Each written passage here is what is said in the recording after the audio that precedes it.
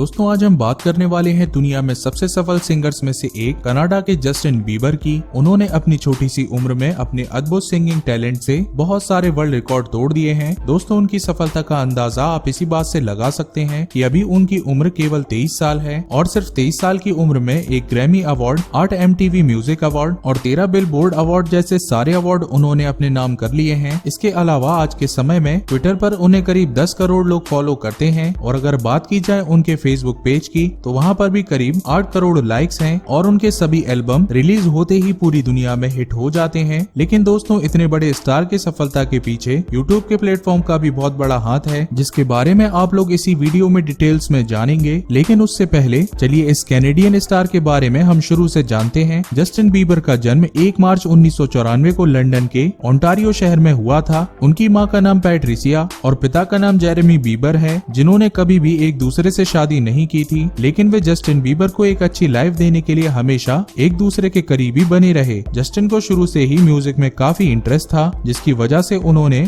अपने बचपन से ही पियानो, गिटार और ड्रम सीखना शुरू कर दिया था। उनकी लगन को देखते हुए उनकी माँ ने भी जस्टिन का पूरा सपोर्ट किया और सिर्फ 12 साल की उम्र में स्ट्रेटफोर्ड के एक लोकल सिंगिंग कंपटीशन में पार्टिसिपेट करवाया, जहां जस्टिन ने अमेरिकी सिंगर ने यो का सो सिक गाना गाया था और उस कंपटीशन में उनकी सिंगिंग इतनी अच्छी थी कि अपने से बड़े कहीं कंपटीटर को बीट करते हुए वे सेकंड विनर बने और फिर धीरे धीरे वे अपने एरिया में अपने सिंगिंग को लेकर फेमस होने लगे। जिसके बाद उन्होंने बहुत सारे स्टेज शो में भी परफॉर्म करना शुरू कर दिया। जस्टिन के हर परफॉर्मेंस को उनकी माँ कैमरा में रिकॉर्ड करती थी और अपने फ्रेंड्स और फैमिली को दिखाने के लिए यूट्यूब पर अपलोड कर देती थी और देखते ही देखते उनके गाए हुए गाने पूरे देश में बहुत पसंद किए जाने लगे। और उसी समय स्कूटर ब्राउन अपने एक एल्बम के लिए सिंगर की तलाश में थे। तभी उन्होंने जस्टिन का गाया हुआ गाना यूट्यूब पर सुना और जस्टिन की आवाज से काफी प्रभावित हुए। जिसके बाद उन्होंने जस्टिन के घर पर उनकी माँ से फोन पर बात किया और एक एल्बम में जस्टिन से सिंगिंग की इच्छा जताई। पैट्रिसिया इस कॉल से मानो खुशी से पागल हुई जा रही थी, लेकिन इस बात का उन्हें यकीन नहीं हो रहा था। उन्हें लगा कि यह कॉल शायद कोई फ्रॉड कॉल था, इसलिए उन्होंने फिर से कंफर्म किया और पता चला कि ब्राउन सच में जस्टिन से अपने एल्बम में सिंगिंग करवाना चाहते हैं। उसके बाद जस्टिन डेमो टैप रिकॉर्ड करने के लिए